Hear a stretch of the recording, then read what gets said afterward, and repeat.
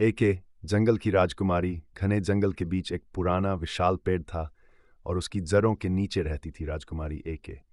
वह जंगल के सभी जानवरों की रक्षक और नेता थी।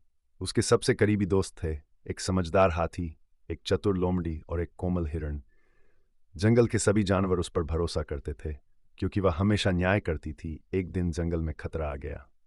कुछ शिकारी जंगल में घुस आए जो जानवरों को पकड़कर ले जाना चाहते थे, लेकिन राजकुमारी एके डरने वाली नहीं थी। उसने जंगल के पक्षियों को संदेश भेजा कि सभी जानवर इकट्ठा हो जाएं। अब समय था युद्ध की तैयारी का। राजकुमारी एके और उसके दोस्तों ने मिलकर एक शानदार योजना बनाई।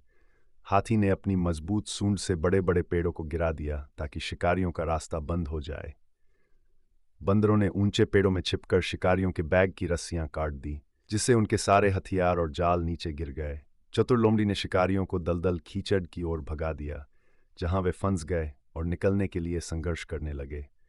शिकारियों ने जैसे ही भागने की कोशिश की, तभी राजकुमारी एके एक तेज दौड़ते हुए चीते पर सवार होकर उनके सामने आ गई। उसकी नीली आंखों में गुस्से और ताकत की चमक थी। उसने दहाड़ते हुए कहा, "यह जंगल हमारा घर है और हम इसे कभी भी तुम जैसे लोगों को बर्बाद नहीं करने देंगे।" शिकारियों ने उसकी ताकत और हिम्मत देखी और डर के मारे जंगल से हमेशा के लिए भाग गए। जंगल में खुशी की लहर दौड़ गई।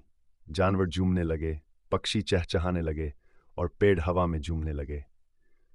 जंगल फिर से सुरक्षित था और यह सब राजकुमारी एके की बहादुरी की वजह से हुआ था।